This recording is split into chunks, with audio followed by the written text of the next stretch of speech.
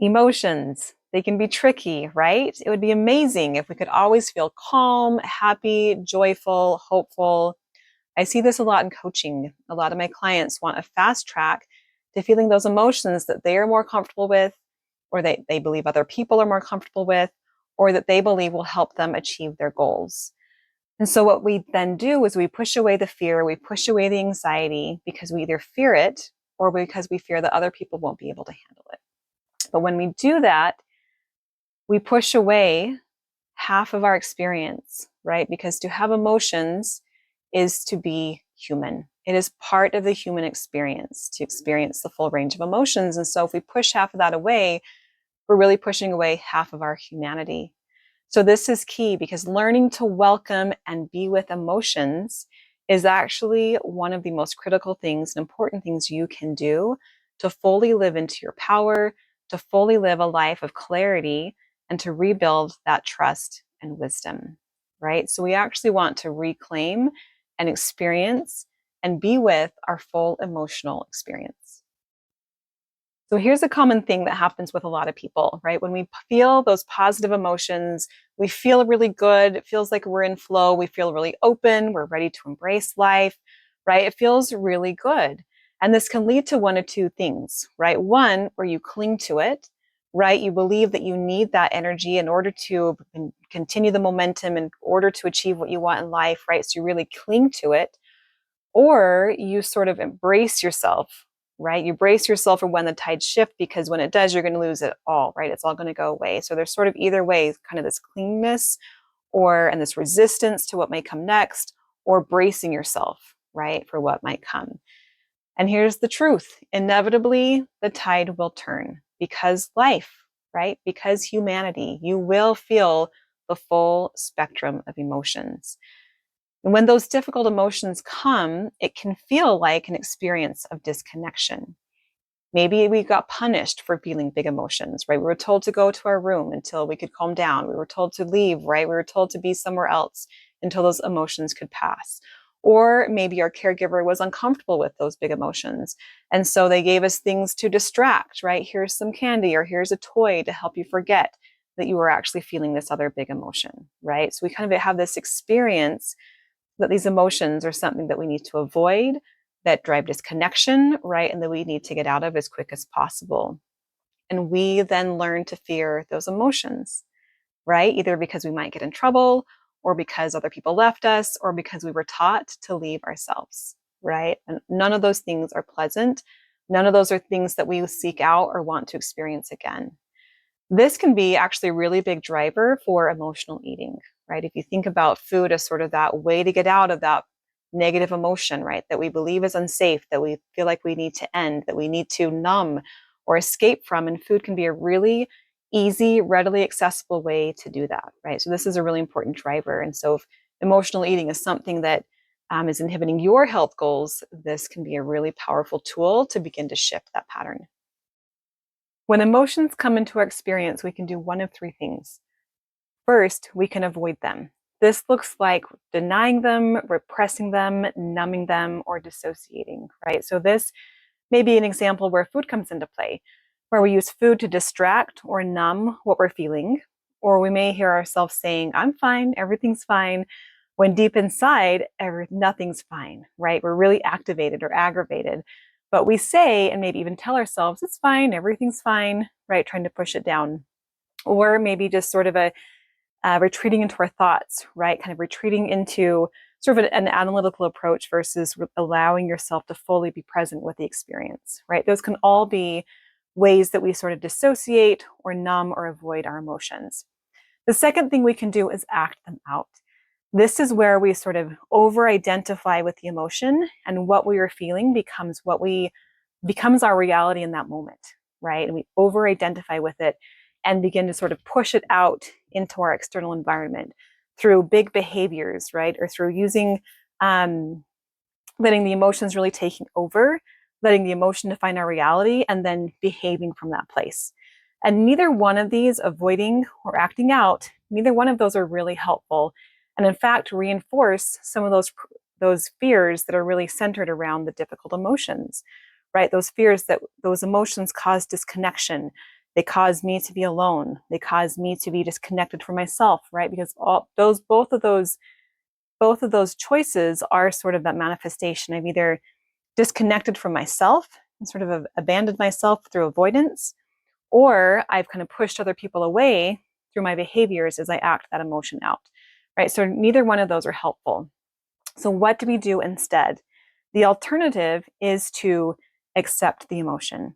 Accept the emotion, allow it to be, experience the physical sensations. So create space to really understand what's going on with your body. Offer it some curiosity, understand, or just be curious about what's going on. What does this experience feel like to me? What are some things that I'm thinking or noticing as I experience this emotion? And as you do that, creating a little bit of space, right? This is me. I am here and I'm experiencing this emotion. And in that space between me and the emotion, I can show up for the emotion without being engulfed by it, right? That's the difference between accepting it and acting it out, right? Maintaining that space between you and the emotion as it enters your body and enters your experience. And as you do that, what you're doing is reteaching your body what it feels like to hold connection through big emotions, because you are holding that connection. You are offering that connection, right? So you're maintaining connection instead of reinforcing past experiences of disconnection.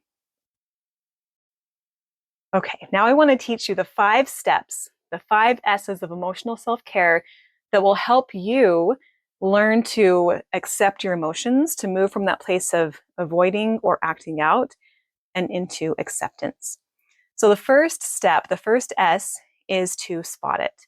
And this is simply naming it, right? Just saying, this emotion is here. And a phrase I really like is to use the phrase, a part of me is feeling. A part of me is feeling sad. A part of me is feeling angry. A part of me is feeling anxious, right? Whatever that feeling is, as you notice it enter your system, naming it and acknowledging it as a part of you, not all of you, right? That phrasing helps you maintain a little bit of space between you and this experience that is now, or this emotion that has now entered your experience. So that's the first step, is to spot it. The second step is to say it's okay. And this is simply normalizing the fact that as humans, we will feel the full breadth of emotion. We're supposed to feel the whole breadth of emotion, and it's okay. And just offering yourself that step to say it's okay to feel this way. It makes sense that I feel this way. Even if I don't love this emotion, or I wish that I wasn't feeling this way, it's okay. It's okay, and it's normal. It's okay that I feel this way, right? So you're saying it's okay. Step 3 is to sit with it. And as you sit with it, this is just creating a little bit of space to get curious. What does this emotion feel like to me? What are the sensations in my body? What are the thoughts that I hear myself saying? What are the images that might be coming to my mind, or memories, right? And as you sit with it, you begin to build relationship with it. You begin to build familiarity with it. And as you do that, you can start to discern whatever message it's come to share, right? So you're just sitting with it, listening to it. Step 4 is to support it. And this is where you offer it that compassion and that connection. This is a really important step because it reframes your experience with emotions. This is where your body learns that all emotions are safe to feel. They're safe to feel because you will maintain that connection through whatever it is that you're feeling. You maintain it with yourself. Where previously we may have learned that big emotions lead to disconnection, you're reteaching your system that you can hold that connection with yourself. One really beautiful word that I think is really important here is compassion, which means to sit with suffering, right? To be able to sit with suffering in yourself, to sit with suffering in somebody else. That's what compassion is. And so offer yourself that compassion through that emotional experience, right? That's what it means to support it. I'm here with you. Let's take a deep breath, right? We can handle this, right? That's the support you're offering it. And as you go through those 4 steps, spotting it, saying it's okay, sitting with it, and supporting it, now you're centered in that place of wisdom. You've given that emotion space to share its message, right? Clarity on why you're feeling that. And so then from step 5, you can step forward right? You can step forward in wisdom, grounded in your connection to self, grounded in your power, grounded in your wisest self. That's ultimately where we want to come from. That's what accepting our emotions allows us to do, right? To really sit in our power, to really act from that place of wisdom and self-trust. And that's step 5 of this process. Okay, so to bring this all to a close, I think the bottom line is emotions are not the enemy, right? They are important messengers. They have important wisdom to share with us, important messages about what we need, about appropriate boundaries, about our values, right? All of that feedback the emotions bring help us live our truest, most authentic life. So they're important. We want to welcome them in. And offering them that curiosity and that care allows us to tap into the clarity and the wisdom of that experience. This is how we shift out of survival mode and come back home to ourselves. This is how we cultivate that innate wisdom. So I'd love to hear from you. Please comment in the comment section, one, how this landed with you, and if there are emotions that you struggle with allowing yourself to feel, you struggle with accepting. If there's an emotion that you want to kind of step into acceptance with, trying these steps out, please share in the comment section below. Don't forget to click subscribe for more videos on how to build a life of health and well-being that are grounded in reconnecting to yourself, rebuilding that trust in yourself, reopening the path to that innate wisdom, and nourishing from that place of attunement. Sometimes in these videos, we learn really important steps, but when it comes to playing them out in our own lives, it can be really challenging, and there can be some stuff, right, that we need to sort of clear out to make space for these new habits. If you want more support in your journey, you can go to nourishwhoyouare.com and sign up for a free coaching session. We'll do a little bit of coaching. I'll also share a little bit more about what it looks like to do more long-term coaching with me. And if you're curious if that might support you on your journey, go to nourishwhoyouare.com and sign up for that. The link is in the video description, so please check that out. Hopefully I'll see you on a future coaching call, and definitely we'll see you in the next video. Thanks so much for being here.